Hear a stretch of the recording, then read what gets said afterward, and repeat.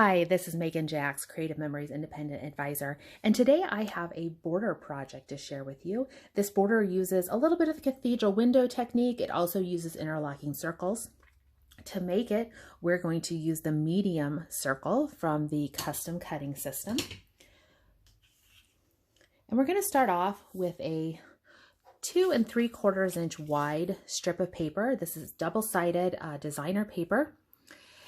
And I have a pattern on one side. The opposite side is a tonal pattern. It's higher contrast on one side, lower contrast, and a different color on the back side.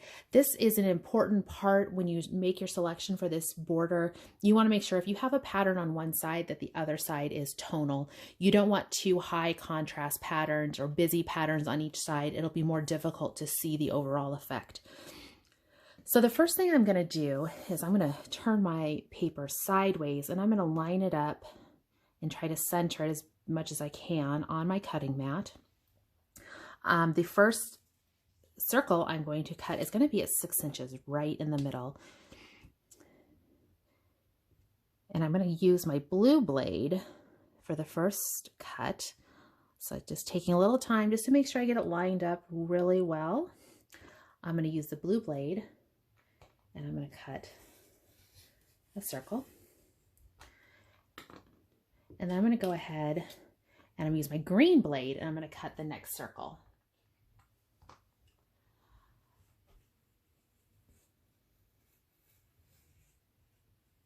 I find with the green blade, especially on designer paper, I want to go a little slower.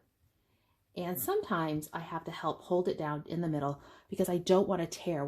The green blade is going to cut a very delicate circle. So I want to just make sure I'm giving some good support. The next cut I'm going to make, I'm going to go all the way over here to the left-hand side and I'm going to do it at 1 1/4 inch. I'm going to line it up as best I can. Remember, each of these lines is a 1/2 inch, so I'm going to line it up about in the middle. It is pretty much right at the edge of the paper in terms of my outside. And then once again, I'm going to use my blue blade.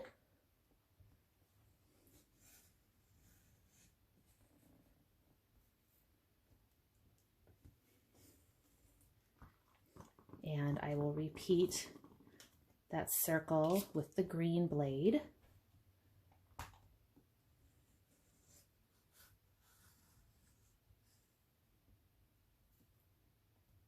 Now I can hear it not being overly happy on that side. I was concerned it was going to tear. So I'm going to come at it from the other angle. It's a little more challenging because I'm at that edge. So go slow with that green blade.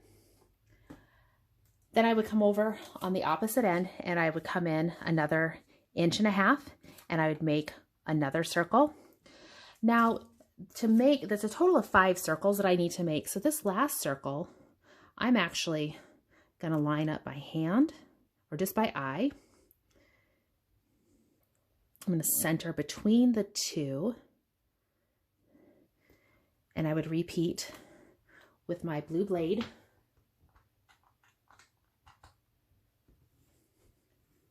Always use the blue blade first. And then I follow up with the green blade. Going slow, even pressure. All the way around with that green blade. And I would then repeat the same over here. So I would end up with 5 circles. In the interest of time, I'm not going to show you all 5. What I am going to show you next is how to make the cathedral window. So I have a piece of my circle here, and I have a piece of cardboard that I have cut to 1 5/16 inch square. And this is going to be what I'll place here in the middle. And I'm going to just make sure I've got it placed in the middle. Grab each side and pull it up. I'm going to grab just use my fingertip to get under it. If you have your, the multi-purpose tool available, that works great. And I just come up on each side, bring it in, pull that out, and I'm going to help press it down. Get a nice square effect. So I would do that on all 5 circles that I've cut from that strip of paper. And what I will end up with is I put it on a piece of paper. So here I have put my background paper. I have used adhesive to adhere each one of my rings.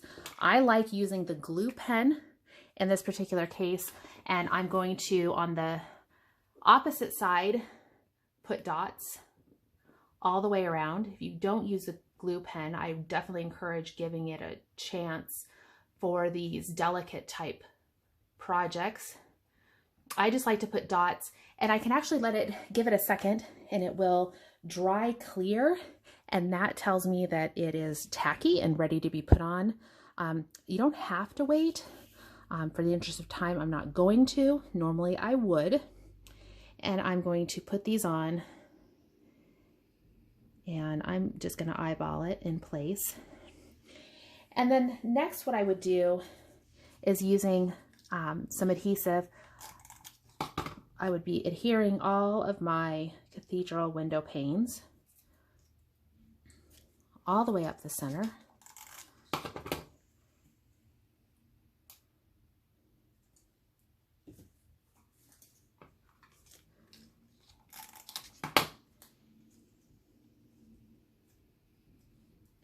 And I just keep going up the middle.